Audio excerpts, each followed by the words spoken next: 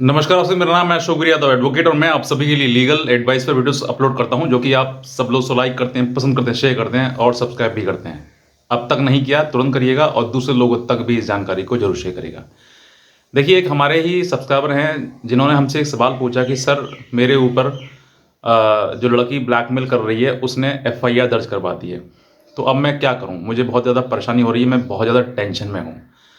तो देखिए, एक ऐसे व्यक्ति हैं, तो हो सकता है कि आप बहुत सारे लोग हों, लेकिन कहीं न कहीं इस बात के पीछे इस बात का ये भी जवाब है कि आप जब आपके ऊपर कोई कार्रवाई होती है या आपको कोई ब्लैकमेल करता है या किसी प्रकार से आपको परेशान करता है, तभी आप उसका सॉल्यूशन ढूँढते हैं। उससे पहले आप ये सोचते ही नहीं हैं कि हमें कुछ अवेयरनेस, कुछ जानकारी होना भी आवश्यक है।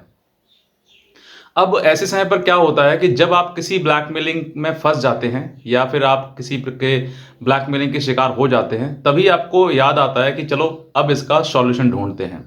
और बाकी बात भी ये है कि जब आदमी परेशानी में होता है तभी उसका सॉल्यूशन ढूँढता है, उससे पहले वो सर्च करने की कोशिश भी नहीं करता है। अब हुआ क्या था इनके साथ में कि इनका वीडियो बनाया गया। अब वो वीडियो कैसे बनाया गया? इनके पास पहले फ्रेंड रिक्वेस्ट आई फेसबुक पर और फ्रेंड रिक्वेस्ट आने के बाद इन्होंने उसको एक्सेप्ट कर लिया क्योंकि लड़की के नाम से वो आईडी थी। तो इन्होंने सोचा कि वो लड़की है और लड़की से हम बातचीत कर लें। तो इन्होंने जैसे ही उसको उसके पास मतलब उसका जो फ्रेंड रिक्वेस्ट आया, इन्होंने एक्सेप्ट कर लिया और एक्सेप्ट करने के कुछ ही घंटों बाद इनके पास hi hello how are you का मैसेज आ गया। मैसेज इनके पास आया तो फिर इनकी चैट जो फिर लगातार होती रही और ये चैट का जो प्रक्रिया है सुबह शाम रात लगातार एक हफ्ते तक इनका चला और इनको पूरा विश्वास हो गया, जिस दौरान इसके बाद जब दोस्ती में बदल जाती हैं बातें, तो फिर आदमी अपना नंबर भी एक्सचेंज करना चाहता है। तो ऐसे ही इन्होंने अपना नंबर, व्हाट्सअप नंबर भी एक्सचेंज कर दिया और फिर ये स्विच हो गए फेसबुक से व्हाट्सअप पर। और जैसे ही व्हाट्सएप पर आए तो फिर वहाँ पर भी बात करी और बात करते करते फिर एक समय ऐसा आया कि इनके जो सामने वाला व्यक्ति है जो इनको ब्लैकमेल करता है, हालांकि ये बात बाद में पता लगी, लेकिन अब जो है उसने डिमांड करी कि आप मुझे वीडियो कॉल करें या फिर मैं आपको वीडियो कॉल करती हूँ। वीडियो कॉल पर जब बात आई तो इंसान जो है वो थोड़ा सा पिघल जाता है कि भाई लड़की है सामने, वीडियो कॉल करते चले देखते हैं कैसी है। इन्होंने फोटो भी मांगे उससे, इन्होंने फोटो भी भेज दिया और फोटो वोटो सब कुछ देखने के बाद फिर इन्होंने इनकी मतलब मनसा करी कि लाइव बातचीत करी जाए। अब लाइव बातचीत के दौरान जो है वो इंसान जो है जैसे ही वीडियो स्टार्ट हुआ वैसे ही उसने अपने कपड़े उतारने शुरू कर दिए बातचीत करने दौरान। फिर फ़ोन कट कर दिया और कट करने के बाद फिर उसके बाद बोला कि मेरी मम्मी आ गई है, मैं आपसे 1 घंटे बाद बात करती हूँ। अब 1 घंटे इन्होंने इंतज़ार किया क्योंकि इनका एक्साइटमेंट बढ़ रहा था।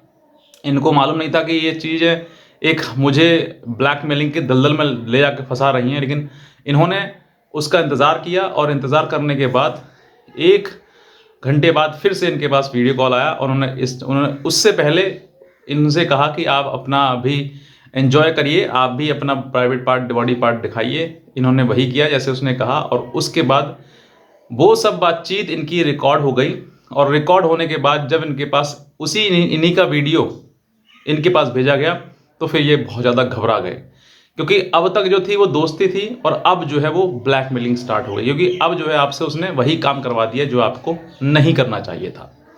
अब इसके बाद जब ये चीज़ें हुई तो उसके बाद फिर लड़की ने कहा बताओ क्या करना है, डिलीट करना है या फिर अपलोड करना है। अब ये घबरा गए तो उन्होंने कहा कि आप इसको डिलीट कर दीजिए, मैं आपके हाथ पर जोड़ता हूँ। बहुत ज़्यादा गिड़गिड़ाने लगे और फिर उसके बाद जो है स्टार्ट होती है प्रक्रिया आगे की। फिर इसने कहा कि अगर तुम नहीं करोगे, मुझे पैसा चाहिए, पैसा भेजो, नहीं तो मैं आपके खिलाफ एफआईआर दर्ज कराऊंगी। और फिर ये धमकी दी और फिर उसके बाद कुछ ही घंटों बाद एक व्यक्ति का और कॉल आया। उसने कहा कि आपके पास आपके ऊपर एफआईआर दर्ज हो चुकी है और अब जो है आपके खिलाफ वारंट इशू हो रहा है, हम आपको उठाने आ रहे हैं आपके घर पर। इतना सुनते ही इंसान जो है बहुत ज़्यादा घबरा जाता है, परेशान हो जाता है और ऐसे ही ये हो गए। अब उसके बाद जब इन्होंने पूरी प्रक्रिया अपनाई फिर इनको लगा कि अरे परेशानी है तो समाधान ढूंढना चाहिए। फिर उन्होंने यूट्यूब पर सर्च किया और यूट्यूब पर हमारा वीडियो मिला और हमारे वीडियो पर उन्होंने कमेंट किया, मैसेज किया। अब होता क्या है देखिए, अगर लड़की आपकी जान पहचान की है या फिर आप उसको किसी प्रकार से जानते हैं, पहले से जानते हैं, चाहे वो आपके रिलेशन में हो या किस तरीके से हो, अगर वो लड़की ने आपने उसके साथ वीडियो कॉल किया है और लड़की ने एफआईआर दर्ज करा दी या फिर आपके खिलाफ कंप्लेंट कर दी तो कर सकती है, कोई व्यक्ति हो। हालांकि उसका उद्देश्य क्या है वो आप समझ सकते हैं क्योंकि हर जगह सिचुएशन अलग अलग हो सकती है। लेकिन जहाँ पर आती है ब्लैकमेलिंग वाली लड़की की, ब्लैकमेलिंग कर रही है, जैसे कि आपको इस तरीके से कर रही है, तो आप इन सब चीज़ों के बारे में थोड़ा सा सोचें। क्योंकि अगर आपसे घटना हुई है, आपसे गलती हुई है, तो आपको परेशान होने की आवश्यकता नहीं है। क्योंकि आपसे जो घटना हुई है वो करवाई गई है, ना कि आपने करी है। अब यहाँ पर कुछ तो आपको भी सावधान होना चाहिए कि भाई मेरे से कोई ऐसी गलती ना हो जिससे कि मैं बाद में परेशान हो जाऊं, मैं व्यक्तिगत रूप से प्रॉब्लम में आ जाऊं। तो आपको भी वो चीज़ें समझनी है कि मुझे ऐसी on call, on video call इस तरीके की हरकतें नहीं करनी है। क्योंकि ऐसी अगर आप हरकतें करेंगे तो हो सकता है कि आप इस दलदल में फंस जाएं, इस परेशानी का पार्ट बन जाएं, हिस्सा बन जाएं। तो अगर आपके ऊपर ऐसी कोई आरोप लगाया जा रहा है कि मैं आपकी एफआईआर दर्ज करा दूंगी, तो आप पहले उसकी पुष्टि करिए कि वाकई ये चीज़ें सही हैं। अगर उसने एफआईआर करी तो एफआईआर की कॉपी आप मंगाइए कि मुझे एफआईआर की कॉपी व्हाट्सअप करिए अगर आपने एफआईआर करी है तो। और अगर नहीं करी है तो आप मुझे डराइए मत, घबराइए, परेशान मत करिए मुझे, मैं आपकी भी कंप्लेंट कर सकता हूँ। तो आप इस तरह की चीज़ें बातें कर सकते हैं और कह सकते हैं। कहीं ना कहीं आपको ज़रूरत है एक ऐसे व्यक्ति की जो आपको बेस्ट एडवाइस कर सके।